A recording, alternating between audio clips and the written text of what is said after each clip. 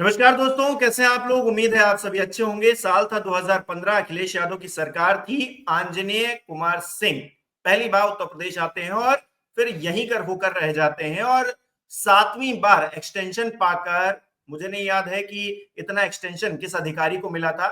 सवाल यहां पर यह खड़ा होता है कि भारतीय जनता पार्टी की सरकार, योगी जी, मोदी जी आंजनेय कुमार पर इतना मेहरबान क्यों है। आखिरकार कौन सी मलाई सत्ता को मिल रही है इस अधिकारी से कि इतना एक्सटेंशन दिया जा रहा है। बात करेंगे।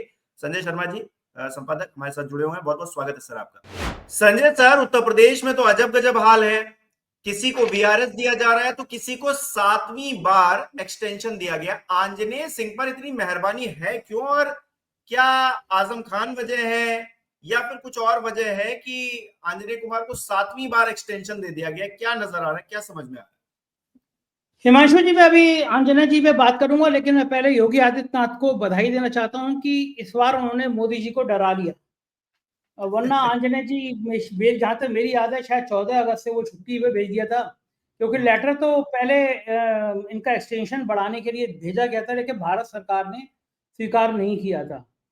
इतने दिन तक फिर छुट्टी पे भेज दिया गया था। और फिर जो दिल्ली के घटनाक्रम है, मैं हमेशा तक कहता रहा हूँ कि अगर मोदी मजबूत होंगे तो योगी कमजोर होंगे, और अगर मोदी कमजोर होंगे तो योगी मजबूत होंगे।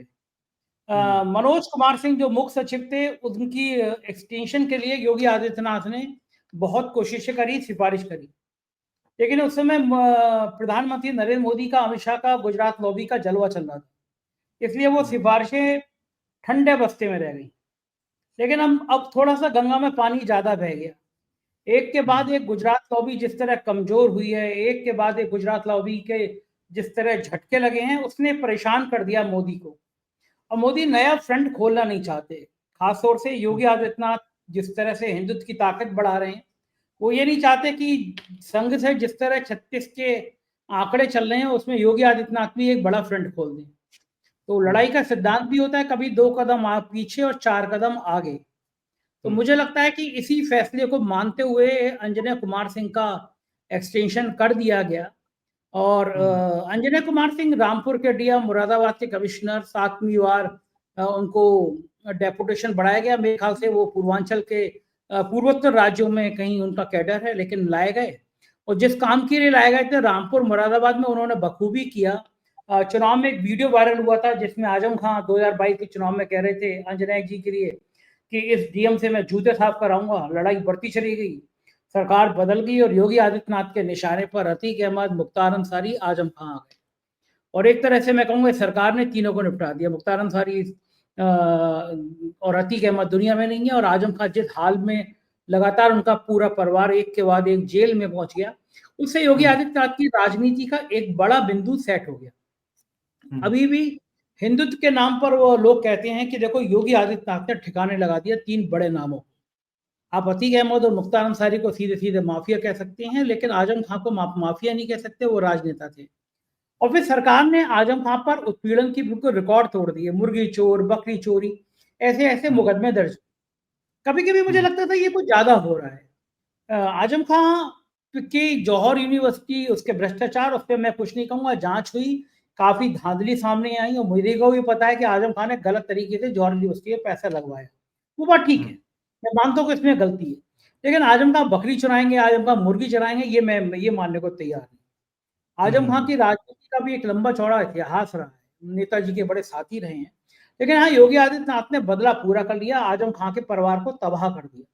वो जेल, उनकी पत्नी जेल, उनके बेटे को जेल, तो उन्होंने बदला पूरा कर दिया। और ये जो अंजनेय कुमार थे, इन्होंने एक से एक बढ़कर जिस तरह से आजम खान को तबाह करने में भूमिका निभाई, मुझे लगता है कि जब तक उनका डेपुटेशन पूरा नहीं होगा, वो कमिश्नर मुरादाबाद के पद पर रहेंगे, क्योंकि वो योगी आदित्यनाथ की पहली पसंद है। तो इस लड़ाई को मैं, हिमांशु, इस तरह देखता हूँ कि इस लड़ाई में योगी आदित्यनाथ की जीत है, मोदी की हार है, क्योंकि केंद्र सरकार को झुककर जिस फैसले को वो टाल रही थी, मोदी की कमजोरी के बाद, एक के बाद एक बुरे हालात के बाद उनको स्वीकार करना पड़ा।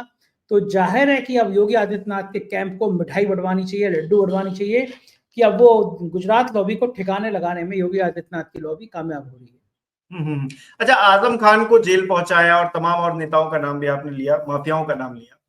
क्या किसी का मतलब एक होता है ना मिठाई बांटना कि आपने बहुत अच्छा काम किया है, तो उसी के तौर पर 7वां एक्सटेंशन मिला है। मेरा जोर 7वें पर इसलिए है क्योंकि मुझे तो याद नहीं पड़ता है, आप अगर याद कर पाए कि 7 बार एक्सटेंशन किस अधिकारी को मिला, और मतलब उत्तर प्रदेश में मतलब इतना एक्सटेंशन क्यों?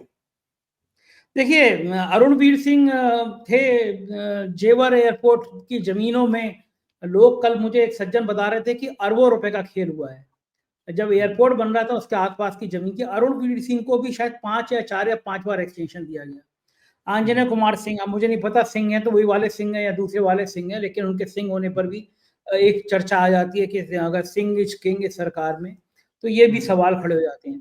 और दूसरा सवाल ये है कि आंजनेय कुमार सिंह जो योगी आदित्यनाथ करना चाहते हैं, वो उनके उनके लिए वो एक सीमा तक आगे बढ़कर करते हैं। और जो अफसर एक सीमा से आगे बढ़ के कर रहा है तो जाहिर है वो योगी आदित्यनाथ का पसंदीदा होगा, योगी आदित्यनाथ की चाहत वाला होगा, और उसके लिए योगी आदित्यनाथ भी फिर कुछ भी कर सकते हैं अगर वो पावरफुल है। हालांकि ये भी कहा जाता है कि भाई योगी जी किसी के साथ एक सीमा से ज्यादा नहीं खड़े होते। जैसे डीएस चौहान डीजीपी थे, सब कुछ किया उन्होंने। उसके बाद डीएस चौहान बड़ा चाहते थे सलाहकार उलाहकार बन जाएं और नहीं बन पाए। बाद में अमित शाह के बेटे को पकड़ के क्रिकेट बोर्ड वगैरह में कहीं चले गए। प्रशांत कुमार जी थे, डीजीपी थे, तो वो कांवड़ियों पर, जब एडीजी थे तो आईजी थे, तो कांवड़ियों पर हेलीकॉप्टर से फूल बरसाने से लेकर सारे सारे उन्होंने कारनामे कर लिए। लेकिन रिटायर हुए काफी टाइम हो गया, वो चाहते थे मुख्यमंत्री के सलाहकार बन जाएं, नहीं बन पाए। इस तरह एक लंबी चौड़ी लिस्ट है कि जो एक टाइम में बड़ा कहते थे कि हम योगी जी के बड़े करीबी हैं, लेकिन ये कहा जाता है मुख्यमंत्री किसी के संग एक सीमा से ज्यादा साथ नहीं देते। ये बात भी सही है, लेकिन राजनेता वो अच्छा होता है कि जो जानता है कि अफसर काम का है, तब तक उसको भी काम पे ही रखो। तो आंजनेय कुमार सिंह जब तक मुरादाबाद में है, मुरादाबाद मंडल में, वो आजम खां पे एक के बाद एक दर्द देके योगी आदित्यनाथ के वोट बैंक को बढ़ाने में कामयाबी हासिल करेंगे। और ये बात मुझे लगता है कि सुप्रीम कोर्ट को देखना चाहिए और सोचना चाहिए कि कोई राज्य सरकार, एक सीमा होनी चाहिए कि एक राज्य सरकार एक डेपुटेशन के लिए अप्रूवल भेजे और केंद्र किसी भी आईएएस को कितने साल तक किसी राज्य में रखने की परमिशन दे सकता है। फिर मतलब क्या होता है कि भारतीय प्रशासनिक सेवा का, कि अगर कोई राज्य सरकार, केंद्र सरकार एक ही पार्टी की होगी, तो वो चाहे आप आसाम कैडर का हो, नागालैंड कैडर का हो, उसको उत्तर प्रदेश में ही बना के रखेंगे या गुजरात में बना के रखेंगे, किसी भी राज्य में बना के रखेंगे। तो भारतीय प्रशासनिक सेवा के नियमों में अगर है, तो जैसे भारतीय प्रशासनिक सेवा का नियम था कि भाई 2 साल के लिए लोग स्टडी लीव लेके जाते थे और गायब हो जाते थे, 10-10 साल बाद लौट के आते थे, पूरी तनख्वाह ले लिया करते थे। तो मैंने इससे बड़ा रिसर्च किया कि, और मैंने देखा कि बहुत सारे नाम ऐसे हैं जो गए 2 साल के लिए पढ़ने के लिए नहीं लौटे। तो मैंने लखनऊ की बेंच में, इलाहाबाद हाई कोर्ट के लखनऊ पीठ में मैंने पीआईएल करी। और मैंने कहा साल ये अगर एक कोई मामूली क्लर्क होता है, ये 2 साल की छुट्टी जाता है, बिना बताए गायब होता है, तो सस्पेंड कर दिया जाता है। तो आईएएस के सिर पे कौन सा ताज रखा है? आईएएस की सेवा नियमावली में सुधार होना चाहिए, ऐसे लोगों की लिस्ट बननी चाहिए। तो मुझे बड़ा अच्छा है कि वो एएल के बाद में डीओपीटी को मैंने प्रतिवेदन भेजा था, उस पर काम शुरू हुआ। कई ऐसे आईएएस जो वापस नहीं लौटे थे वो निलंबित किए गए। लेकिन मुझे लगता है कि अभी भी आईएएस की सेवा नियमावली में ये सुधार की भी आवश्यकता है कि अगर किसी को कोई कैडर आवंटित हो गया, शादी के बाद कैडर बदल जाए मैं मान सकता हूँ, लेकिन आप अपने मन चाहे अफसर को कैडर बुला के 1 बार डेपुटेशन, 2 बार, 3 बार, 4 बार, 5 बार, 6 बार साथ देते जा रहे हो, तो मतलब मुझे लगता है कि भारतीय प्रशासनिक सेवा का जो मूल स्वरूप है वो खत्म होता है और फिर ये ठीक नहीं लगता। तो देखना ये होगा कि आदित्य कुमार सिंह वाला फार्मूला कब तक और कहाँ पर लागू होता है। खतरनाक है मेरे हिसाब से ये अफसरों का इस तरह इस्तेमाल होना, लेकिन जब अफसर ही इस्तेमाल होने को तुले बैठे हैं, तो मैं और आप क्या कर सकते हैं। अच्छा, ये जो परिपाटी है कि ये अधिकारी इस पार्टी के लिए मतलब ज्यादा फेवर में काम करते हैं या फिर इन मंत्री जी के लिए, इन मुख्यमंत्री जी के लिए ज्यादा अहम है, तो ये जो परिपाटी है ये इस लोकतंत्र में मतलब सही तो नजर नहीं आती है, लेकिन हो रही है, फिर भी इस पर कोई एक्शन भी नहीं हो रहा है क्योंकि योगी आदित्यनाथ किसी की सिफारिश कर रहे हैं कि इस अधिकारी को यहां पर रखिए, इसका एक्सटेंशन और दीजिए। ये राजनीतिक तौर पर जो घालमेल हो रहा है प्रशासन का और शासन का, ये मतलब किस तरह से देखा जाए इसको? देखिए, मुझे अभी तक याद है कि मुलायम सिंह एक बार एक अफसरों के सम्मेलन में गए थे, आईएएस अफसर आईपीएस का शायद कंबाइंड सम्मेलन था, उनमें एक बहुत मार्के की बात की। मुलायम सिंह ने कहा कि अगर आप लोग मेरे पास आते हो कि मेरे को इसी जिले में तैनात कर दीजिए, इसी मंडल में तैनात कर दीजिए, अब मेरा इस्तेमाल करना चाहते हो तो कोई भी राजनेता फिर आपका भी इस्तेमाल करना चाहेगा। तो ब्यूरोक्रेट जो है उन्हें मनचाही मलाईदार पोस्टिंग चाहिए, उन्हें हजारों करोड़ों रुपए की बेईमानी करनी है। तो फिर राजनेताओं को हम दोष क्यों दें? जब ब्यूरोक्रेट एक सीमा से अपनी नौकरी की सीमा से ज्यादा राजनेता के जूते उठाने को तैयार है, ऐसे आईएएस और ऐसे आईपीएस जिन पे कभी नाज होता था, वो किसी नेता की चरणों में लौटने को तैयार हैं, उनके जूते उठाने को तैयार हैं, तो फिर नेता की गलती क्या है? आप उनसे काम लोगे, पोस्टिंग करोगे, भ्रष्टाचार करोगे तो नेता भी आपका इस्तेमाल करेगा। मुख्यमंत्री जानते हैं आंजनेय सिंह को अगर 7वीं बार दिलवा देंगे डेपुटेशन तो मुरादाबाद मंडल में वो सरकार जो चाहेगी आंजनेय कुमार सिंह उससे 10 कदम आगे बढ़ के काम करेंगे। और आंजनेय कुमार सिंह की अभी तक जो छवि है वो यही है कि वो सरकार जो राजनीतिक मकसद पूरा करना चाहती है, आंजनेय कुमार सिंह उससे भी 10 गुना ज्यादा पूरा करने को तत्पर रहते हैं। लोकतंत्र के लिए कितनी भी खराब बात हो, लेकिन किसी भी नौकरशाह के लिए बड़ा सुकून देने वाली बात होती है कि भाई हमारा बॉस हमसे खुश है, हमारा बॉस जो हम चाहते हैं वही करने दे रहा है हमको।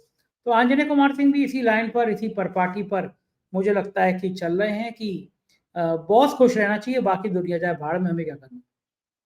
अब ये जो अधिकारियों की ईमानदारी है, कथित ईमानदारी है, ये देखकर तो मुझे नेता ज्यादा ईमानदार महसूस होते हैं, क्योंकि उनको कम से कम ये है कि 5 साल में हमको जनता के बीच जाना है।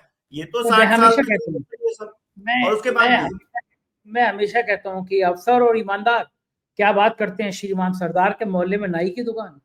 और मैं हमेशा ये कहता हूँ कि नेता को 5 साल बाद इम्तिहान देना पड़ता है। वो जनता के नागरिकों के पैदा होने में, मरने में, जस्टॉन में, शादी में, ब्याह में नहीं गया तो उसके 200 वोट गए। ये जो अफसर हैं जो 2 साल कमरा बंद करके पढ़ाई करते हैं और उसके बाद जिंदगी भर नौकरी करते हैं, आम जनता को ऐसा समझते हैं किसी दूसरे ग्रह से आए हैं। हालांकि ठीक हो गए, इनको भी इनकी हैसियत बता दी है नेताओं ने, ये भी बिल्कुल बदतर हालत में पहुंचा दिए गए। गाली सुनते हैं, जूता उठाते हैं। कुछ मुख्यमंत्री तो माँ बहन की गाली बक देते हैं, यस मुझे पता है, मेरा नाम लेना ठीक नहीं है, पूरा प्रदेश शांत है। तो उसके बावजूद आप देश की सबसे बड़ी सेवा में आए हो, फिर गाली सुन रहे हो, तो फिर आप ही का वो मालिक हैं आप। तो अगर इनकी जगह होता और कोई भी देश का नेता, प्रधानमंत्री क्यों ना, जो वो एक गाली बकता मैं पलट के 3 गाली बकता, भली मेरा एनकाउंटर करा देता। लेकिन आप आईएएस होकर भी गाली सुन रहे हो, तो ईश्वर आपको सद्बुद्धि दे, आपको ऐसी पैसा कमाने की, ऐसी भ्रष्टाचार करने की आदत और पाल आपके अंदर बलती रहे, जिससे आप पैसे का भंडार करते रहे और नेता आपको माँ बहन की गाली देता रहे। तो यही पर थोड़ी प्रेरणा ले भी ली है, प्रेरणा नेताओं ने भी ले ली है। वोट चोरी जिस तरह से हो रही है कि आप 5 साल बाद भी हम ही रहेंगे, तो इस बात की जो है तैयारी कर ली गई है इसके भी आरोप। वो भी गाली देके कहेंगे वोटर लिस्ट हमारे हिसाब से कराओ, सुन रहे हैं, हमारे हिसाब से कराओ, डीएम रहना है। यही लोकतंत्र है माशू, ऐसे चलता है। जी, बहुत बहुत शुक्रिया सर हमारे साथ जुड़ने के लिए, बातचीत के लिए बहुत बहुत धन्यवाद। तो आंजनेय कुमार जी को एक्सटेंशन मिल गया है। भारतीय जनता पार्टी वाले भी अब 5 साल के बाद एक्सटेंशन ही ले रहे हैं, क्योंकि वोट चोरी के आरोप लग रहे हैं जिस तरह से, वो भी अपने आप में एक अलग माहौल है। लेकिन आप किस तरह से देख रहे हैं अधिकारियों को यूं लगातार एक्सटेंशन मिलना, क्या सही है आपके लिए? और अधिकारी कितने भी फेवरेट क्यों ना हो, क्या बेईमानी के लिए, क्या अपने पक्ष में माहौल बनवाने के लिए इन अधिकारियों को एक्सटेंशन दिया जाता है? आपको क्या लगता है? आपकी क्या राय है? हमें कमेंट करके जरूर बताइए। इस वीडियो को लाइक कीजिए, शेयर कीजिए और हमारे चैनल को सब्सक्राइब नहीं किया तो वो भी कीजिए। बहुत बहुत धन्यवाद।